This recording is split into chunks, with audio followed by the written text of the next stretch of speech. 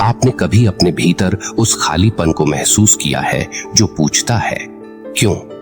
क्यों मैं यहां हूं? क्यों यह दुख, यह खुशी, यह मिलन और यह विछोह मेरे भाग्य में है? यह प्रश्न कोई साधारण जिज्ञासा नहीं है। यह आत्मा का उद्घोष है जो चिल्ला रहा है कि कुछ बोया तो गया था जो अब फल के रूप में सामने आ रहा है। जीवन, प्रेम, संघर्ष और हार, ये सब बीजों का परिणाम है जिन्हें आप पहले ही बो चुके थे, शायद इस जीवन में, शायद पिछले जीवनों में। सोचिए, आपका हर निर्णय, हर इच्छा, हर क्रिया, चाहे छोटी हो या बड़ी, एक बीज है। और बीज कभी खाली जमीन में नहीं गिरता, वह हमेशा तैयार मृदा में गिरता है और समय आने पर अंकुरित होकर जीवन में फल देता है। यह प्रारब्ध है, एक ऐसा शब्द जिसे लोग भाग्य कहते हैं, जिसे लोग कर्म कहते हैं। लेकिन ध्यान दीजिए, यह भाग्य कोई अंधाधुंध ताकत नहीं है। यह वह परिणाम है जो आप स्वयं पहले से ले आए हैं। कुछ लोग कहते हैं, हमारे भाग्य पर हम नियंत्रण नहीं रखते, पर क्या सच में ऐसा है? यदि आपके हाथ में बीज है, यदि आपके पास बोने की शक्ति है, तो क्या आप यह तय नहीं करते कि कौन सा बीज बोना है? सवाल यही है, आप बीज कैसे चुनते हैं और उसकी देखभाल कैसे करते हैं? यही प्रारब्ध है, यही वह रहस्य है जिसे समझना इंसान की सबसे बड़ी चुनौती है। जब आप अपने भीतर झांकते हैं तो देखेंगे कि आपकी इच्छाएं, आपकी भावनाएं और आपकी प्रतिक्रियाएं सब पहले से तय हैं। यह कोई अंधाधुंध नियति नहीं है, बिल्कुल एक क्रमबद्ध प्रक्रिया है। बीज बोए गए और जीवन ने उन्हें पानी, धूप और हवा दी। आप केवल वही फल भोग रहे हैं जो आपने पहले किसी समय में तैयार किया था। लेकिन यही तो भयावह भी है। क्यों? क्योंकि आप अक्सर अपनी इच्छाओं के बारे में बेखबर रहते हैं। आपने जो बोया उसका ध्यान नहीं रखा, आपने जो बीज बीनने का विकल्प चुना उसके परिणाम को नजरअंदाज कर दिया, और अब वही परिणाम आपके सामने खड़ा है। जीवन कठोर होता है, यह दया नहीं करता, यह केवल सत्य दिखाता है। सोचिए, जब कोई दर्द आपको छूता है तो क्या वह अचानक गिरा? नहीं, वह आपके पिछले कर्मों का परिपक्व फल है। जब कोई खुशी आपको मिलती है तो वह भी केवल उसी बीज का परिणाम है जिसे आपने पहले बोया था। यह इतना सरल और साफ है कि जो इसे समझता है वही जीवन में शांति पाता है, जो इसे नकारता है वही हमेशा संघर्ष में फंसता है। और यह प्रारब्ध केवल व्यक्तिगत नहीं है, यह सामाजिक, पारिवारिक और मानसिक स्तर पर भी काम करता है। आपके विचार, आपके शब्द, आपके कार्य, ये सब बीज हैं और जीवन उन बीजों का जवाब देता है। यही कारण है कि जो कुछ भी आपके साथ होता है उसमें कभी भी कोई संयोग नहीं होता। अब आप सोचेंगे, यदि सब पहले से तय है तो मेरा स्वतंत्रता का अधिकार क्या है? यह सवाल इंसान की सबसे गहरी जिज्ञासा को छूता है। स्वतंत्रता है, लेकिन वह केवल बीज बोने में है। आप बीज चुन सकते हैं, बीज बीन सकते हैं, पर फल केवल उसी समय मिलता है जब बीज तैयार हो। प्रारब्ध आपको फल का अनुभव कराता है, लेकिन बीज का चयन आपकी जिम्मेदारी है। और यही जीवन का सबसे बड़ा सत्य है। आप बीज हैं और आप माली भी। यदि आप अपने बीज का ध्यान नहीं रखेंगे तो जीवन आपको परिणाम दिखाएगा, चाहे वह सुख हो या दुख। यदि आप ध्यान से बीज बोते हैं तो जीवन आपको अपने फूलों और फलों से नहला देगा। यही प्रारब्ध की कड़वी और गहरी सीख है। अब ध्यान दीजिए, कई बार लोग अपने दुख को दूसरों की वजह से जोड़ देते हैं। यह मेरी किस्मत थी कहते हैं, पर ध्यान रखें, किस्मत कभी दूसरों ने नहीं बनाई। यह केवल आपके बीज का परिणाम है। जो बीज आपने पहले बोए वही आपके भाग्य का निर्माण करता है। इस दुनिया में कोई भी घटना अनियंत्रित नहीं होती। आप जब अपने भीतर झांकते हैं तो देखेंगे कि हर क्रिया, हर अनुभव, हर दुख और सुख सिर्फ बीज का फल है। यह कोई संयोग नहीं है। और यही कारण है कि जीवन जितना कठोर लगता है उतना ही सटीक भी है। सोचिए, यदि आप समझ जाएंगे कि बीज का परिणाम कितना सटीक होता है तो आप अपनी वर्तमान क्रियाओं को अधिक सजगता से चुनेंगे। आप देखेंगे कि प्रारब्ध कोई दमनकारी शक्ति नहीं है, बल्कि एक शिक्षक है जो आपको यह समझा रहा है कि आपने जो बोया वही काटना पड़ेगा। कई लोग कहते हैं मैंने ऐसा बीज नहीं बोया, पर ध्यान रखें, आत्मा कभी भूलती नहीं।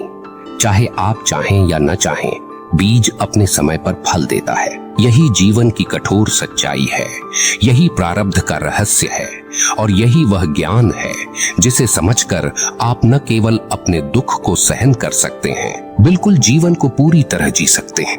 अब सोचिए, यदि जीवन का हर परिणाम पूर्व निर्धारित है, तो क्या हम अपने वर्तमान में कुछ बदल नहीं सकते? हाँ, बदल सकते हैं। बदलने का तरीका है सचेत होकर बीज बोना। हर विचार, हर शब्द, हर क्रिया विचार पूर्वक चुनिए। यही वह शक्ति है जो प्रारब्ध को नियंत्रित करती है। यही वह स्वतंत्रता है जो जीवन में वास्तविक खुशी और शांति देती है। परंतु चेतावनी दीजिए, यह सरल नहीं है। अपने बीजों का ध्यान रखना, अपने कर्मों की जिम्मेदारी लेना और अपने भविष्य को सजगता से बनाना, यह आसान नहीं, यह कठोर प्रक्रिया है। यह आपको अपने अंदर झांकने पर मजबूर करती है। यह आपको अपने भय, अपने लोभ, अपने अहंकार और अपनी इच्छाओं के सामने खड़ा करती है। आपका प्रारब्ध, आपका बीज, आपके कर्म, यह सब आपके जीवन का सच्चा शिक्षक है। जो इसे समझता है वही जीवन में शक्ति और स्वतंत्रता पाता है। जो इसे नकारता है वही हमेशा दुख और भ्रम में रहता है। याद रखिए, जो बीज आप आज बो रहे हैं वही आपका कल तय करेगा। और यही प्रारब्ध है, यही वह रहस्य है जो आपको जीवन के हर क्षण में परखा है। यही वह सत्य है जो आपको अपने कर्मों के परिणाम के सामने झुकने पर मजबूर करता है। और जब आप इसे समझेंगे तब आपको डर भी नहीं लगेगा। जब आप इसे अपनाएंगे तब आपको गुस्सा, मोह और भ्रम की कोई जरूरत नहीं होगी। केवल शांति, केवल स्पष्टता, केवल समझ। यही प्रारब्ध की शिक्षा है। यही वह मार्ग है जो हर बीज के पीछे छिपा है। और यहीं पर एक बहुत गहरी बात समझनी होगी। प्रारब्ध कोई सजा नहीं है, यह दंड नहीं है, यह बदला नहीं है। यह केवल हिसाब है, बिल्कुल शुद्ध, बिल्कुल निर्दयी और बिल्कुल ईमानदार। जीवन किसी से पक्षपात नहीं करता। वह न आपके आंसुओं से पिघलता है, न आपकी प्रार्थनाओं से भ्रमित होता है। वह केवल यह देखता है कि आपने क्या बोया था और वही आपको सौंप देता है। यही कारण है कि कई बार अच्छे लोगों के जीवन में भी कठिनाइयां आती हैं और कई बार बुरे कहलाने वाले लोग सुख में दिखते हैं। यह कोई अन्याय नहीं है, यह केवल समय का अंतर है। कुछ बीज जल्दी फल देते हैं, कुछ देर से। कुछ बीज जमीन के भीतर बहुत गहराई में दबे होते हैं। जब तक समय नहीं आता वे दिखाई नहीं देते, लेकिन जब आते हैं तो कोई उन्हें रोक नहीं सकता। यहाँ एक बहुत कठोर सत्य है जिसे सुनने का साहस बहुत कम लोग रखते हैं। आप अपने जीवन में जो भुगत रहे हैं वह किसी और ने नहीं चुना, आपने ही चुना था। हो सकता है वह चयन आपको याद ना हो सकता है वह चयन अचेतन अवस्था में हुआ हो, लेकिन वह चयन आपका ही था और जीवन केवल उसी चयन को वापस लौटा रहा है। यही बात इंसान को तोड़ती भी है और बनाती भी है। तोड़ती इसलिए है क्योंकि अहंकार को यह स्वीकार करना कठिन होता है कि मैं ही अपने दुख का कारण हूँ। बनाती इसलिए है क्योंकि जैसे ही यह स्वीकार हो जाता है, शक्ति आपके हाथ में आ जाती है। तब आप पीड़ित नहीं रहते, आप उत्तरदायी बन जाते हैं। प्रारब्ध को समझने का अर्थ है अपने जीवन की जिम्मेदारी लेना, और जिम्मेदारी लेना आसान नहीं होता। जिम्मेदारी लेना मतलब यह मान लेना कि कोई और दोषी नहीं है, न समाज, न परिस्थिति, न परिवार, न समय, केवल आप। और यही बात मन को सबसे ज्यादा चुभती है। अक्सर लोग कहते हैं हम मजबूर थे। ध्यान दीजिए, मजबूरी भी एक चुनाव है। आपने प्रतिरोध नहीं चुना, आपने सुविधा चुनी। आपने सच नहीं चुना, आपने सुरक्षा चुनी। और वही चुनाव आज आपके सामने प्रारब्ध बनकर खड़ा है। जीवन बहुत सूक्ष्म है, वह आपके इरादे तक को गिनता है, केवल कर्म नहीं, कर्म के पीछे छिपे भाव को भी। यही कारण है कि दो लोग एक जैसा कर्म करते हुए भी अलग अलग परिणाम पाते हैं, क्योंकि बीज केवल बाहरी क्रिया नहीं होता, बीज भाव होता है। आपका मन जिस अवस्था में था उसी अवस्था का बीज बोया गया और वही अवस्था लौट कर आती है। अब समझिए, यदि सब कुछ इतना सटीक है तो क्या ईश्वर कहीं है? हाँ है, लेकिन ईश्वर कोई हस्तक्षेप करने वाला शासक नहीं है। ईश्वर व्यवस्था है, नियम है, संतुलन है। वह आपकी गलती सुधारने नहीं आता, वह आपको नियम समझाने आता है ताकि अगली बार आप वही भूल न दोहराएं। प्रारब्ध को नकारना मतलब नियम को नकारना, और नियम को नकारने वाला हमेशा टकराता है। नदी से लड़ने वाला पत्थर टूटता है, नदी से समझदारी से बहने वाला किनारे तक पहुंच जाता है। जीवन भी वैसा ही है। जो प्रारब्ध से लड़ता है वह थक जाता है, जो प्रारब्ध को समझता है वह पार हो जाता है। यहाँ एक और गहरी बात है, प्रारब्ध आपको बांधता नहीं है, प्रारब्ध आपको उजागर करता है। वह दिखाता है कि आपके भीतर क्या है। यदि आपके भीतर क्रोध है तो जीवन आपको ऐसे अनुभव देगा जो क्रोध को बाहर लाएं। यदि आपके भीतर करुणा है तो जीवन आपको ऐसे अवसर देगा जहां करुणा प्रकट हो। जीवन आपको गढ़ नहीं रहा, जीवन आपको खोल रहा है। और यही सबसे असहज अनुभव है, खुद को खुलते हुए देखना, क्योंकि तब आपके पास छिपने के लिए कोई बहाना नहीं बचता।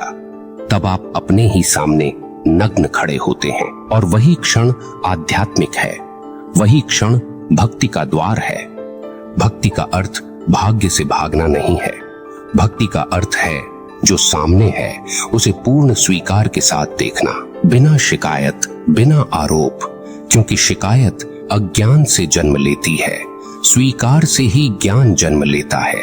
जब आप कहते हैं जो हुआ वह होना ही था, तो यह हार नहीं है, यह गहरी समझ है।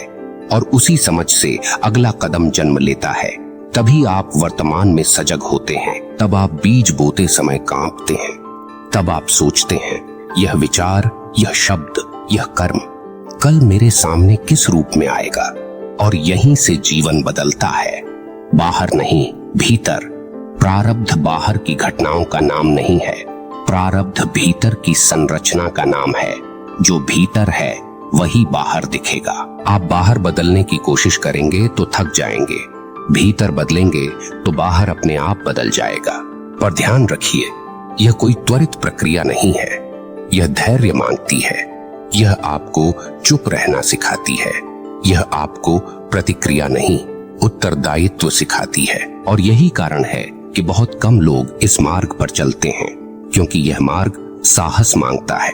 साहस इस बात का कि आप कह सकें मैं जो हूं उसका कारण मैं ही हूं, और उसी क्षण आप मुक्त होना शुरू हो जाते हैं, क्योंकि जिसने कारण पहचान लिया वही परिणाम से ऊपर उठ सकता है। प्रारब्ध तब तक आपको बांधे रखता है जब तक आप अचेतन हैं। जैसे ही चेतना आती है, प्रारब्ध शिक्षक बन जाता है। फिर वह आपको पीटता नहीं, वह आपको समझाता है। फिर दुख आपको तोड़ता नहीं, वह आपको परिपक्व करता है। यही वह मोड़ है जहां जीवन और भक्ति एक हो जाते हैं, जहां कर्म और ज्ञान अलग नहीं रहते, जहां स्वीकार और परिवर्तन साथ साथ चलते हैं। अब प्रश्न वहां आकर खड़ा होता है जहां अधिकतर लोग रुक जाते हैं। क्या प्रारब्ध को बदला जा सकता है या केवल सहा जा सकता है? यह प्रश्न साधारण नहीं है, यह उस व्यक्ति का प्रश्न है जो अब पीड़ित नहीं रहना चाहता। और यहीं से वास्तविक यात्रा शुरू होती है। समझ लीजिए, प्रारब्ध को मिटाया नहीं जा सकता, लेकिन उसके प्रभाव से ऊपर उठा जा सकता है। यह अंतर बहुत सूक्ष्म है पर निर्णायक है। बीज बोया जा चुका है, फल आएगा ही, लेकिन फल आपको तोड़ेगा या निखारेगा, यह आपकी चेतना तय करती है। अचेतन व्यक्ति के लिए प्रारब्ध कारागार है, चेतन व्यक्ति के लिए वही प्रारब्ध सीढ़ी बन जाता है। जब आप दुख में भी जागरूक रहते हैं, तब दुख अपना विष खो देता है। वह अनुभव रह जाता है, पहचान नहीं बनता। तब आप यह नहीं कहते मैं दुखी हूं, बिल्कुल आप देखते हैं दुख घट रहा है, और देखने वाला कभी भी घटना से बंधा नहीं होता। यही मुक्ति का प्रारंभ है। बहुत लोग भक्ति को पलायन समझ लेते हैं। उन्हें लगता है भक्ति का अर्थ है आंखें बंद कर लेना, सवाल छोड़ देना और सब कुछ किसी अदृश्य शक्ति पर छोड़ देना। नहीं, यह सबसे बड़ी भूल है। सच्ची भक्ति तो सबसे गहरी जागरूकता है। सच्ची भक्ति वह साहस है जिसमें आप जीवन से भागते नहीं, जीवन को पूरी तीव्रता से देखते हैं। जब आप प्रारब्ध को समझते हैं तब प्रार्थना भी बदल जाती है। तब आप यह नहीं कहते मुझे यह मत दो, मुझे वह दे दो। तब आप कहते हैं मुझे इतनी दृष्टि दे दो कि जो आए उसे समझ सकूं। यही प्रार्थना आपको मुक्त करती है। याद रखिए, जीवन में जो कुछ भी घट रहा है वह आपको सिखाने आ रहा है। यदि आप सीखने को तैयार नहीं हैं, तो वही पाठ बार बार दोहराया जाएगा। वही चेहरे, वही परिस्थितियां, वही पीड़ा। नाम बदल जाएंगे, रूप बदल जाएगा, लेकिन सार वही रहेगा। यही प्रारब्ध की पुनरावृत्ति है। और जब कोई व्यक्ति यह कह देता है अब मैं सीखने को तैयार हूं, तब चक्र टूटना शुरू होता है। तब जीवन कठोर नहीं रहता, तब जीवन सहयोगी हो जाता है, क्योंकि अब आप विरोध में नहीं हैं, अब आप समझ के साथ बह रहे हैं। भाग्य से युद्ध नहीं, भाग्य से संवाद। कर्म से घृणा नहीं, कर्म की जिम्मेदारी। जीवन से शिकायत नहीं, जीवन से साक्षात्कार। यह मत सोचिए कि ज्ञान आपको दुख से बचा लेगा। नहीं, ज्ञान आपको अंधे दुख से बचाएगा। फर्क बहुत बड़ा है। दुख तो आएगा, लेकिन वह आपको कुचल नहीं पाएगा। वह आपको गहरा करेगा, विस्तृत करेगा, शांत करेगा। और अंततः एक दिन ऐसा आता है जब प्रारब्ध भी थक जाता है, क्योंकि प्रारब्ध अचेतनता पर पलता है। जैसे ही चेतना पूर्ण होती है, प्रारब्ध के पास पकड़ने को कुछ नहीं बचता। तब कर्म होते हैं, लेकिन कर्म बांधते नहीं। तब जीवन चलता है, लेकिन बोझ नहीं बनता। यही अवस्था मुक्त पुरुष की है। यही अवस्था भक्त की है, जो मंदिर में नहीं जीवन में जीता है, जो ग्रंथ नहीं दोहराता अनुभव में उतरता है, जो भाग्य को कोसता नहीं भाग्य को समझकर पार करता है। अब आप इस बिंदु पर खड़े हैं। पीछे देखने पर पूरा जीवन दिखता है, अपने चुनावों के साथ, अपने परिणामों के साथ। आगे देखने पर भविष्य नहीं, केवल संभावना दिखती है। और वही संभावना आपको पुकार रही है, जागो। क्योंकि जब तक आप नहीं जागेंगे तब तक प्रारब्ध चलता रहेगा, और जब आप जाग गए तब प्रारब्ध भी आपको नमस्कार करेगा। यही अंतिम सत्य है। बीज बोया गया था, फल मिला, लेकिन अब आप केवल फल नहीं हैं। अब आप वह चेतना हैं जो बीज और फल दोनों को देख सकती है।